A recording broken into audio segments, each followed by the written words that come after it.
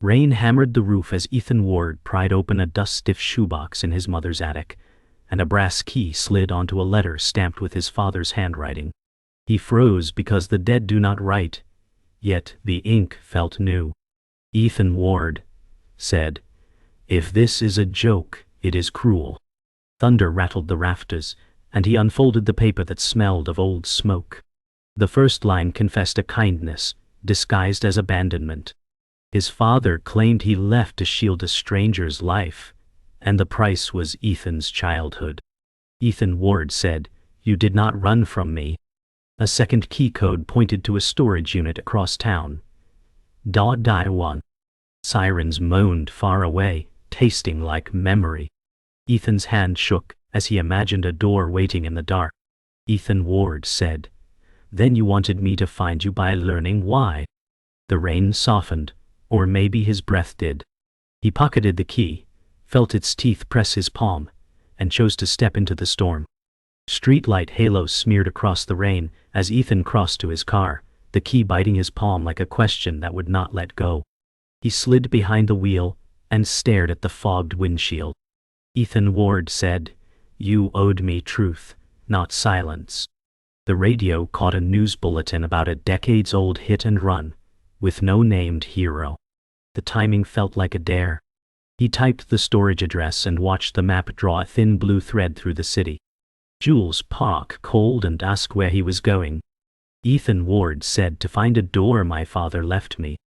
She told him to breathe and keep his lights on. He laughed without humor and promised nothing. The wipers carved brief windows of clarity, and each clear slice felt like a lesson trying to arrive. He turned the key, and the engine answered. The storage facility rose like a grid of silent mouths, each door a promise or a lie, and the guard booth glowed aquarium blue. "Ethan Ward," said Unit 17, to his reflection in the glass, and his breath smeared it human. He signed the log while a bored clerk scanned his ID. The rain eased to a whisper that made the metal roll-ups purr. Ethan Ward said, "What did you hide here, Dad?" He walked the corridor counting rivets, the way he counted sleepless nights. A moth burned itself on a fluorescent halo and fell like a spent thought. He reached 17, pressed the code, and the lock clicked with a sound that felt like permission. Ethan pulled up the door, and a scent of old paper lifted into the damp air. Inside were boxes labeled with dates that spanned his childhood like rings in a cut tree. Ethan Ward said, "You counted the years I thought you forgot me." He slit the first carton and found cassette tapes, newspaper clippings, and a Polaroid of his father beside a boy Ethan did not know. The clipping named a nurse as an anonymous donor who vanished after saving a life. Ethan Ward said, "Compassion wears a mask." He set a tape in a battered recorder and pressed play. Static hissed, then a voice that matched his bones said, "The truth is easier to bear when it is earned." The recorder popped, and the tape rolled on. Ethan's eyes burned with a hurt that finally had shape. On the third tape, a name surfaced like a buoy, Mara Hale, and with it an address scrawled on a hospital memo. Ethan Ward said, "You wanted me to find her, not you." He folded the memo and tucked it with the key. The last box held a small envelope, stamped with a line that read, "Forgive yourself first." Ethan Ward said, "I do not know how, but I will try." He looked at the neat rows he had disturbed and understood that love sometimes hides in the work of staying hidden. The rain had stopped. He locked the unit, and the corridor no longer felt like a tunnel. It felt like a path toward dawn. The morning smelled of wet asphalt as Ethan drove across town, memo on the passenger seat like a compass pointing to ghosts. Ethan Ward said, "You left me a trail, Father, and I cannot turn away now." He pulled into a quiet street where small houses leaned together, each with peeling paint and memories clinging like ivy. His eyes stung from lack of sleep, but the name Mara Hale pulsed like a beacon in his chest. A neighbor's dog barked, and he flinched as though guilt had teeth. He sat with the engine idling, staring at the address number etched on a crooked mailbox. Ethan Ward said, "Why her? Why now?" The world seemed too calm for secrets this heavy. He killed the engine, took the key and memo, and stepped onto the cracked walkway, each step carrying the weight of a childhood question, begging to be answered.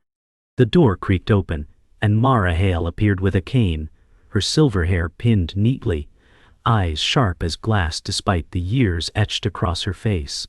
Mara Hale said, "You look like him." Ethan Ward said, "I hoped you would explain why." She studied him as though weighing the truth of his bones before nodding him inside.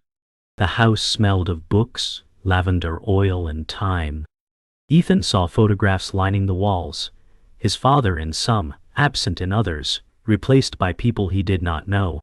Mara Hale said, "He carried burdens you were too young to bear."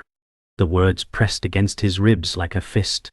Ethan Ward said, "He carried them so well I thought he had abandoned me." Mara's hand trembled as she gestured for him to sit, and he realized her silence carried as much pain as his questions. Mara placed a scrapbook on the table, its leather cover cracked with age, and slid it toward Ethan as though it weighed more than stone. Mara Hale said, "These are the lives he saved, the reasons he stayed away." Ethan flipped through pages filled with clippings and photos of strangers, whose smiles felt borrowed from his childhood. He traced a picture of a boy with leukemia and whispered, "So my father chose you instead of me." Mara Hale said, "He chose compassion, Ethan, not absence. But it cost him everything." Ethan felt heat climb his chest, a fury born of love misplaced. Ethan Ward said, "How can compassion break a family and still be noble?" Mara's eyes softened, but her silence spoke louder than defense.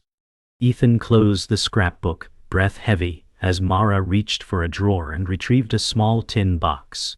She slid it forward with a sigh that felt final. Mara Hale said, "This was meant for you when you were ready." Inside lay a letter sealed with wax, his father's handwriting unmistakable. Ethan's pulse thundered as he lifted it with reverence and dread. Ethan Ward said, "Every word he left feels like a blade and a bandage." Mara Hale said, "Your father believed wisdom grows only when watered by pain." Ethan studied her, searching for bitterness, but her gaze carried only acceptance. He wondered if forgiveness could feel this steady, this old. He pocketed the letter, his heart heavier, yet steadier. When Ethan rose to leave, Mara touched his arm with surprising strength. Mara Hale said, "Do not waste the wisdom he tried to give you." Ethan Ward said, "Wisdom feels like a cruel inheritance." She smiled faintly, a smile shaped by years of sorrow tempered with grace.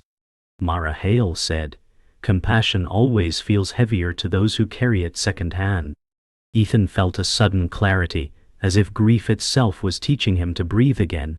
He stepped onto the porch, the storm finally cleared, sunlight washing the wet world clean. Ethan Ward said, "I will not let his silence define me anymore."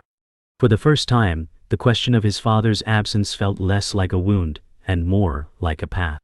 The sealed letter burned in Ethan's pocket as he walked through the city streets where neon lights bled across puddles like fractured truths. Ethan Ward said, "Answers demand courage." He ducked into a diner, hoping coffee might ground him, but memories drowned every sound. He opened the letter and read his father's words that begged forgiveness without asking for pity. His chest tightened as each line confessed to saving lives by vanishing from his sons. Ethan Ward said, "You left me for compassion, but you left me just the same." A waitress asked if he was all right, and he forced a nod, though his heart thundered with betrayal. He folded the letter, yet it felt heavier than steel, reminding him that love and abandonment sometimes share the same disguise. Jules Park slid into the booth uninvited, her eyes catching the folded letter. Jules Park said, "You look like a man trying to swallow lightning." Ethan Ward said, "It's my father, and the truth feels like poison." She leaned forward, her presence grounding, yet her voice sharp. Jules Park said, "Poison can still be medicine if you know how to take it." He wanted to believe her, but anger shadowed every thought. Ethan Ward said, "You call this wisdom, I call it betrayal." Jules softened, her hand brushing his sleeve, reminding him that support did not erase pain. The diner's hum drowned his silence as Ethan realized that comfort could feel like a chain when grief demanded fire. Later, in the still of his apartment, Ethan sat by the window replaying the cassette tape, his father's voice like gravel and regret. The tape stuttered on a phrase about a boy named Daniel, who would have died if his father had not vanished. "Ethan Ward," said so compassion replaced me. The shadows on his wall seemed to grow larger, stretching with his doubts. He slammed the recorder shut, chest aching with betrayal. "Ethan Ward said, how do I forgive a man who saved the world but broke me?" His reflection in the glass stared back, a hollow echo of his father's features, and for the first time he wondered if resentment would bury him more than grief ever could. Sleep abandoned him, and he drifted through midnight streets until he reached the cemetery where his mother rested. The earth smelled of wet moss, headstones glistening with dew. "Ethan Ward said, you carried silence for him, didn't you?" He knelt by her grave, the letter trembling in his hand, anger cracking beneath the weight of her absence. A sudden voice inside him whispered, doubts like a cruel companion. The shadow said, "You were never enough to keep him." Ethan gritted his teeth, his chest clawed by his own mind. Ethan Ward said, "I was a child, not a choice." The whisper laughed, and he felt himself slipping towards self-loathing, until the dawn's first light began to soften the edges of the darkness. By sunrise, Ethan sat on a bench near the cemetery gate, exhausted but unwilling to surrender. He read the last lines of the letter again, his father's words echoing that compassion requires sacrifice, but wisdom comes from choosing how to bear it. Ethan Ward said, "If sacrifice was love, why did it feel like abandonment?" The shadow whispered, "Because you were left behind." Jules' voice on the phone broke the spiral, her tone urgent with worry. Jules Park said, "Do not drown in his silence, Ethan." He closed his eyes, clutching the letter, and for the first time admitted aloud that his fight was not against his father, but against the part of himself that refused to heal. Ethan Ward said then, "I must confront me before I can forgive him." The hospital archives smelled of paper and disinfectant as Ethan followed Mara down a corridor lined with plaques that named quiet heroes. Ethan Ward said, "What could still be hidden here?" The clerk frowned at the request until Mara produced a note in his father's hand. The man sighed and waved them to a side chapel, where stained glass sifted the noon light into calm squares. A tall chaplain stepped from the pews with an envelope sealed in red wax.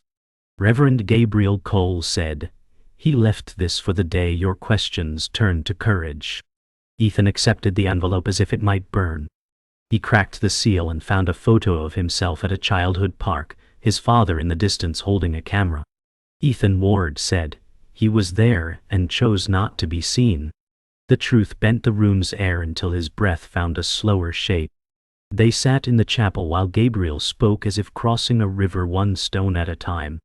Reverend Gabriel Cole said, "Your father testified after a crash exposed a cruel network that preyed on the vulnerable. He explained that the threats were real and patient, and distance was the only shield that held." Ethan Ward said, "So he hid to keep his promise alive."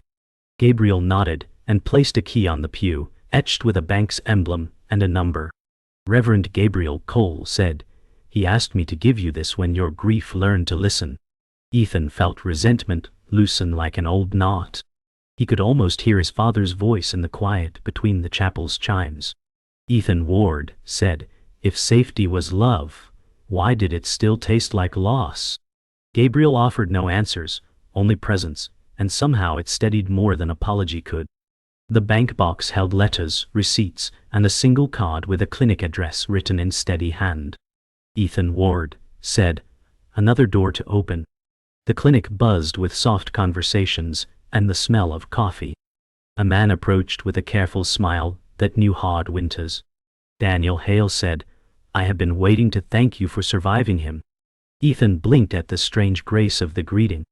Daniel Hale said, "He saved my life and then rebuilt it from the shadows." He showed a scholarship letter signed with Ethan's father's alias and a photo of a young patient beside a nurse. Ethan Ward said, "You are the boy from the scrapbook." Daniel nodded and spoke of nights when a quiet donor paid for medicine and then vanished before dawn. Gratitude pressed against Ethan's anger until both felt like rain turning to river. A door hissed open, and a man in a crisp suit entered with a clipboard that felt like judgment. "Clark Dunn said, your father obstructed procedure and endangered witnesses." Ethan stiffened as the words tried to scrape meaning from sacrifice. Daniel Hale said, "Procedure did not keep children alive when threats circled the ward." Clark's mouth thinned, facts weaponized into doubt. Ethan Ward said, "If you reduce compassion to paperwork, you will never see its cost." The room held a fragile quiet until Gabriel stepped in from the hall.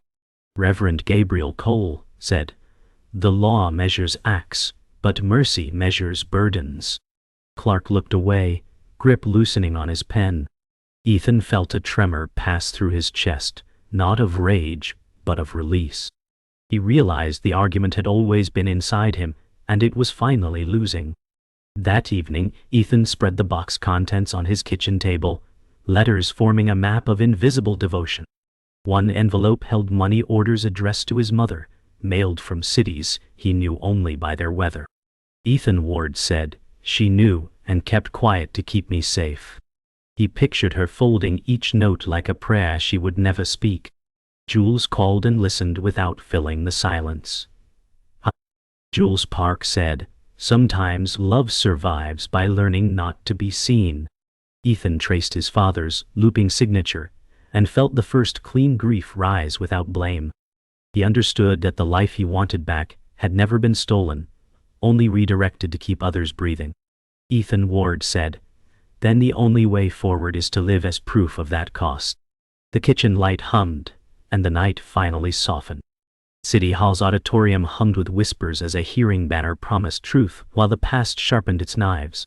Ethan Ward said, "I can speak or I can keep bleeding." Jules squeezed his shoulder and steadied his breath. Jules Park said, "Tell the story that does not need permission." The shadow hissed that love without presence is abandonment dressed as virtue. Ethan Ward said, "I carried that belief like armor and it rusted me." Reverend Gabriel sat a few rows back, hands folded, gaze like a harbor. Daniel nodded from the aisle, a quiet yes against the noise. Clark Dunn shuffled papers like verdicts, waiting for ink. Ethan stepped to the podium and felt his father's silence loosen at last.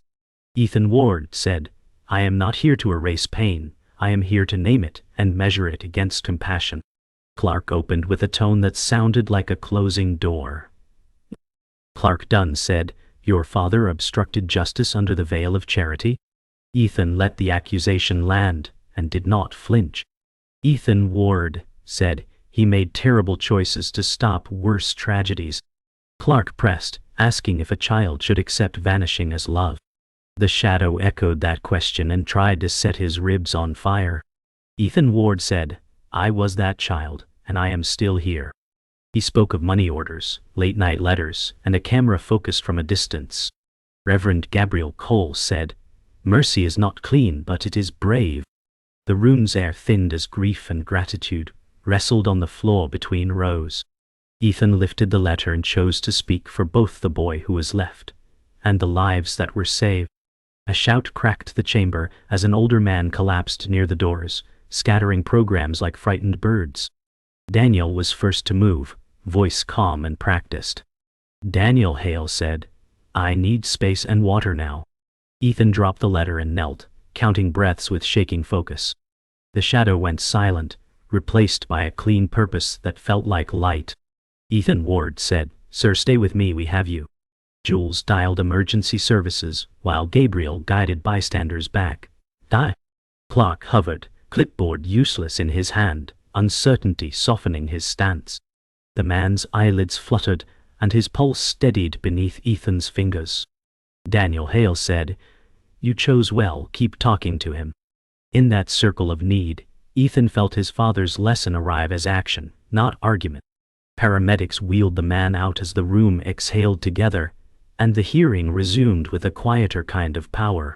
Clark Dunn said, "Compassion is admirable, but law needs lines." Ethan did not bristle because the moment had already chosen him. Ethan Ward said, "Lines mean little if people die in the margins." He described the father who bought time with distance and paid interest with regret. Reverend Gabriel Cole said, "Justice is the structure, mercy is the breath." Clark's gaze dropped, and the recorder's red light blinked like a heartbeat finding pace. Ethan Ward said, "I forgive what he took because I see what he gave." Jules' eyes shone and Daniel nodded like a closing prayer. The shadow cracked and fell away like brittle paint, and the boy inside him stood up. Night found Ethan at the childhood park from the photo, swings creaking like old questions in a forgiving wind. He stood where his father once stood and lifted a borrowed camera. Ethan Ward said, "I will see you and also let you go." He framed a family at the slide and felt no envy, only a promise. Jules Park said, "You chose a difficult kind of peace." He nodded and laughed softly at how quiet courage can sound. Ethan Ward said, "I will start a fund in my mother's name for families living in the margins." The words settled like anchors and did not drift. He took the shot and did not check the screen because he knew the picture he needed was already inside him. The night did not feel empty anymore, only wide. Ethan returned to his apartment, the kitchen table still scattered with his father's letters, now less like weapons and more like relics. He sat with Jules, their silence threaded with a fragile peace. Ethan Ward said, "I thought his absence meant I was unworthy." Jules Park said, "Now you know it meant you were too precious to risk." Her words softened the hard corners in his chest. He unfolded the final letter sealed in faded wax, and the script inside spoke not of apology but of a blessing. His father wrote that wisdom is a river made of pain and love, and only by walking its banks could Ethan learn to choose. Ethan Ward said, "Then maybe the gift was never the answer, but the journey that broke me open." Jules reached for his hand, and for the first time he did not pull away. The next morning, Ethan stood in the park where children's laughter rolled across damp grass, the same park from the old photograph. He clutched the camera his father once used, raising it not to capture absence but to witness presence. Ethan Ward said, "I will live what he could not." He framed a boy chasing a kite, the image bright with joy, and pressed the shutter with steady breath. Behind him, Jules called his name and pointed toward the bench where Reverend Gabriel and Mara sat waiting. Reverend Gabriel Cole said, "A man who learns to forgive becomes more than the sum of his wounds." Mara Hale added softly, "And a child who forgives becomes whole at last." Ethan lowered the camera and felt sunlight settle on his shoulders as if it had been waiting. They gathered at the cafe afterward, steam curling from mugs like whispers of release. Daniel Hale joined them, eyes bright with gratitude, his voice steady. Daniel Hale said, "Your father saved me, but you showed me how to carry that gift forward." Ethan listened, his resentment folding into something new, something closer to purpose. Jules Park said, "Maybe wisdom is not an inheritance, but a responsibility." Ethan Ward said, "Then I will not waste it." He pulled a notebook from his bag and began drafting the outlines of a foundation in his mother's name, a project that would guard children in the margins. Mara watched with eyes full of memory, while Gabriel's silence blessed the room like a prayer. The clatter of cups around them felt almost like applause. That evening, Ethan visited his mother's grave again, this time with flowers instead of questions. He placed the blossoms on the damp soil, the air filled with dusk's quiet mercy. Ethan Ward said, "I carried anger here last time. Tonight, I carry gratitude." His voice did not shake, and the silence around him felt lighter. The shadow murmured faintly that forgiveness is weakness, but he no longer listened. Reverend Gabriel's words echoed in his memory. "Mercy is breath." Ethan knelt, hand pressed against the stone, and allowed himself to cry without shame. Ethan Ward said, "I will keep him alive not in his absence, but in the compassion I choose. For the first time, the grave felt less like an ending and more like a witness. Back home, Ethan opened the window and let the night air sweep in. The city buzzed, but no longer felt hostile. It felt alive, carrying possibility. Jules leaned against the frame, watching him with quiet pride. Jules Park said, "So what happens now?" Ethan Ward said, "Now I live as if compassion is the inheritance he left me." He lit a candle on the table where letters once lay, not as memorial, but as reminder. The flame flickered, steady and small, but enough to guide him forward. Daniel's words, Mara's faith, Gabriel's wisdom, and Jules' loyalty circled him like guardians. Ethan Ward said, "I forgive him, and I forgive myself." The city lights glowed like scattered stars, and Ethan felt at last that the story no longer belonged to the past but to the life ahead. Morning spilled across the community hall as volunteers taped a plain banner above folding chairs. Ethan Ward said, "Let this begin without fanfare, only purpose." He typed the mission statement, hands steady, breath even. Jules Park said, "Make it simple enough to live by." He wrote that compassion protects the vulnerable, even when it costs comfort. Reverend Gabriel Cole said, "Bless the work, not the noise." Mara Hale said, "Let kindness move like water around hard stones." Daniel Hale stacked boxes of supplies and smiled like a sunrise. Ethan Ward said, "This is for the ones who wait in the margins." The hall felt small, but the promise felt wide. Outside the courthouse, traffic hissed like distant rain as Ethan waited with the paperwork. Clark Dunn approached with a look that had less iron than yesterday. Clark Dunn said, "I feared stories that bend rules into loopholes." Ethan Ward said, "Help me build guardrails that hold both mercy and law." Clark's jaw unclenched as if a verdict softened in his throat. Jules Park said, "Accountability makes compassion durable."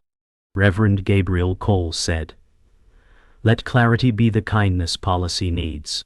Clark Dunn said, "I will advise if truth stays louder than sentiment." Ethan Ward said, "Deal." The wind lifted the forms, and they laughed like people who might yet share a bridge. The hospital lobby gleamed, and a small plaque waited on an easel without ceremony. Daniel Hale said, "Names matter less than the doors they open." Mwah. Mara Hale touched the frame as if blessing a wound that had finally learned to breathe. Reverend Gabriel Cole said, "May this light find those who think no one sees them." A nurse wheeled in a cart of care kits that volunteers had packed at dawn. Ethan Ward said, "For every night my father stood back, we will step forward." Jules Park said, "Let the fund work quietly and quickly." Daniel Hale said, "Some debts are paid by serving." The plaque shone, and no one posed, and that felt right. At the storage unit, the air tasted of metal and endings, and shelves stood mostly bare. Ethan placed the attic shoebox on the floor and added a note that said the search is complete. Ethan Ward said, "I will not live in archives." He set the brass key beside the box and touched the Polaroid once. Jules Park said, "Keep the lesson, not the lock." He closed the door halfway and looked through the narrowing light like a lens choosing what to keep. Ethan Ward said, "Goodbye, old map." The roll-up door rattled down, and the echo felt soft. He held nothing that could rust, and that felt like release. They climbed the apartment rooftop as evening melted into a patient gold. The city hummed like a living heart below them. Jules Park said, "What will you tell the boy you once were?" Ethan Ward said, "That love sometimes stands back so others can stand up." Wind moved around the skylights like a promise forming. He took one slow breath and felt the weight shift from grief to duty. Ethan Ward said, "Wisdom is compassion practiced when no one is looking." Jules Park said, "Then tomorrow we start early." He laughed softly and did not hurry the moment. The light held, and then it let go, and both choices felt kind.